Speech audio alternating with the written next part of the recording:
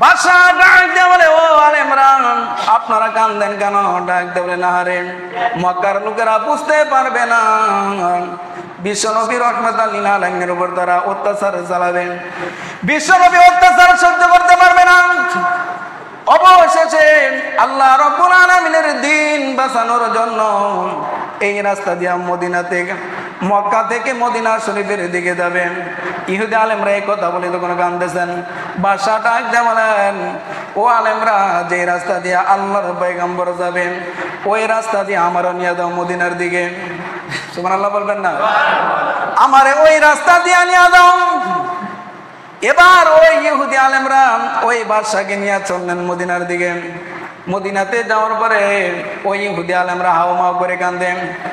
বাদশার কাছে বলতে সাহস পাই না। একবার সব আলেমরা মিলে 400 আলেম সবাই মিলে বাদশার কাছে গেলেন। বাদশা, আপনি যদি চান গো, আপনার কাছে আমাদের বিশেষ একটা আরজ আছে, পেশ করব। বাদশা বললেন, কি কথা আছে, কি আরজ আছে, বলো আমার কাছে, বললেই তো চলে।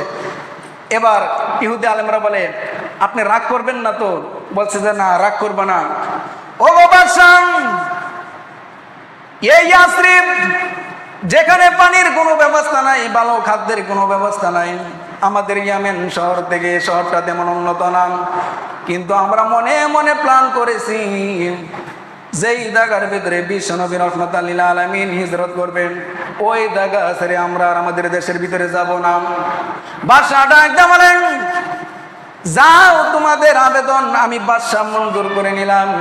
বাদশা মঞ্জুর করে নিলেন, বললেন ঠিক আছে, তোমাদের কোনো ভয় নাই, চিন্তা নাই, তোমাদের জন্য ঘর বাড়ির ব্যবস্থা করে দিতেছি, তোমাদের জন্য ঘর বাড়ির ব্যবস্থা করে দিতেছি। এ 400 ইহুদি আলেমের জন্য 400 ঘরের ব্যবস্থা করলেন। বাদশা নিজের মন মতো একটা ঘর বানাইতেছে, নিজের মন মতো একটা ঘর বানাইতেছে। ইহুদি আলেমরা ডাক দিয়ে বলে, বাদশা, আপনি যেভাবে মনের মাধুরী দিয়া এই ঘরটাকে সাজাইতেছেন, বানাইতেছেন, আপনিও কি এখানে আমাদের সাথে থাকা দেবেন? বাদশা ডাক দিয়ে বলে, না, তাহলে আপনি এই ঘর কার জন্য বানান? এবার বাদশা ডাক দিয়ে, ইহুদি আলেম, তোমরা না বলছো যে এখানে আল্লাহর পয়গম্বর বিশ্বনবী রাহমাতুল লিল আলামিন হিজরত করে আসবে, বিশ্বনবী হিজরত করে এসে মানুষের বাড়িতে থাকবে কেন? আমি বাদশা বিশ্বনবীর জন্য এখানে ঘর তৈরি করতেছি, আল্লাহর পয়গম্বর হিজরত করে যেন তার নিজের বাড়িতে যেন সে থাকতে পারে। আর এই নাও এই ঘরের চাবি। আর বাদশা একটা চিঠি লিখছে, চিঠি, এই চিঠিটা মুহাররকে দিলেন।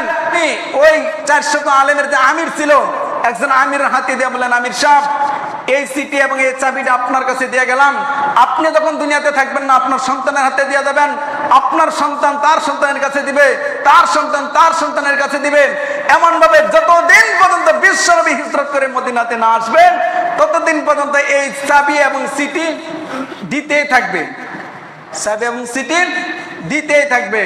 এবার ওই বাড়ির মালিক বংশ যারা আস্তে আস্তে আস্তে আস্তে ওই বাড়ির মালিক হইলেন আবু আইয়ুব আনসারী রাদিয়াল্লাহু তাআলা আনহু।